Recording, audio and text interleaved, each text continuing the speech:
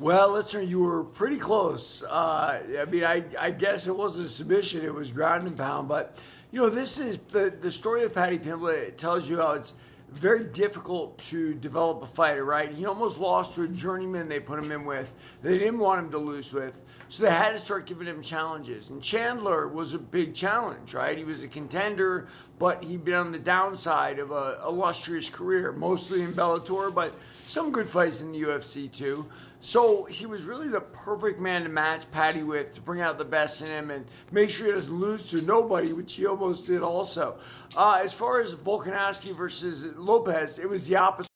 Volkanovski was thought to be on the slide like Chandler was. And Lopez was going to be the next great thing, right? Well, look, at the end of the day, the only one who knows what's in the hearts and minds of those fighters is themselves. That's why picking fights can be so hard. It just as easily could have been the other way. Chandler could have knocked out Paddy, said, oh, he was a nobody. Lopez could have run over Volkanovski, said, oh, he's finished, that's 3 in a row. But, the MMA world never ceases to surprise us, and that's why we love it. As for Patricio Pitbull, I said this before, Dana has a history taking guys from other organizations and matching them poorly for their first fight.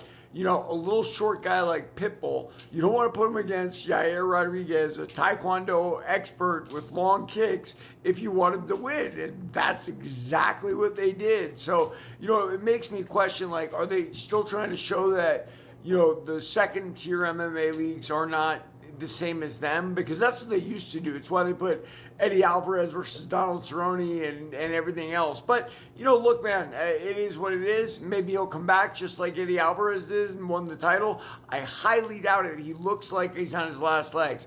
I will tell you this, Derek Reyes is back, and I loved what they said about him when he finally put the ripoff of John Jones in his rearview mirror. He could start developing and growing again, and he looks like a terror for that division.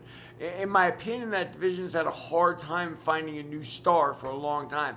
I love Blachowicz. I met him here in Utah, but he doesn't have the star power because he's from a land so far away, and he's a striker that can grapple too, and he never hit it off with the American fans, which stinks because the guy's an absolutely great guy and a wonderful guy to have as a champion. But again, that's why they didn't give him the decision against that guy from down under that he fought just recently. They're trying to get new blood in there. And I would say that Derek Reyes is new blood. He may have been old news when he supposedly lost to John Jones, but he is definitely back. There's no question about that. And what the John Paul or whatever his name is, what an animal, man. Those guys are all beasts. Read my book, Warrior of the